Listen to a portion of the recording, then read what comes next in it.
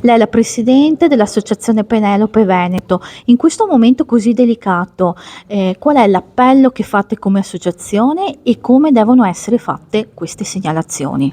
Allora è assolutamente importante la collaborazione di tutti per individuare nuove informazioni che riguardano sia il giorno della scomparsa che quelli immediatamente successivi o anche antecedenti, non escludiamo magari una battuta, un pensiero, una cosa esternata da Matteo nei giorni precedenti su un luogo dove pensava di andare, qualsiasi cosa può essere utile.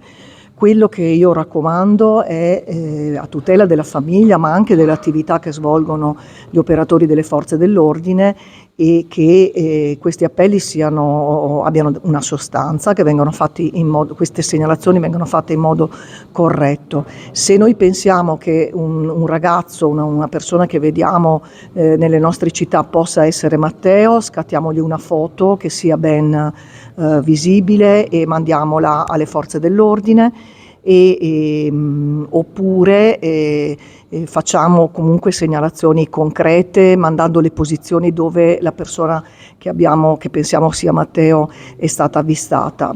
Evitiamo di scherzare su questi aspetti perché arrechiamo un dolore immenso alle famiglie dando false speranze, ma andiamo anche a ingorgare l'attività delle stazioni dei carabinieri che ovviamente devono dedicare del tempo prezioso a rincorrere segnalazioni poco credibili mentre potrebbero impegnarsi su altre.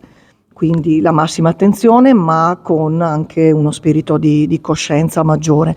Ricordo che chi non vuole per motivi diversi chiamare il 112, che è il numero di emergenza, può anche rivolgersi all'Associazione Penelope ad un numero dedicato che è il 388 11 22 653 e poi noi gestiremo la segnalazione. Grazie. Ecco, lei prima, durante la conferenza stampa di appello, ha precisato che in tanti anni in cui lei è nell'associazione forse non ha mai visto un caso con così pochi dettagli. Ci può spiegare bene cosa intende? Sì, questo ragazzo è certo che si è girato in questa frazioncina per almeno un paio di ore, forse anche 4, se confermato anche il suo passaggio in un video che è datato intorno alle 12:20, 12:21. Mi sembra molto improbabile che nessuno che abiti, che lavori, che si muova all'interno di quest'area non lo abbia visto.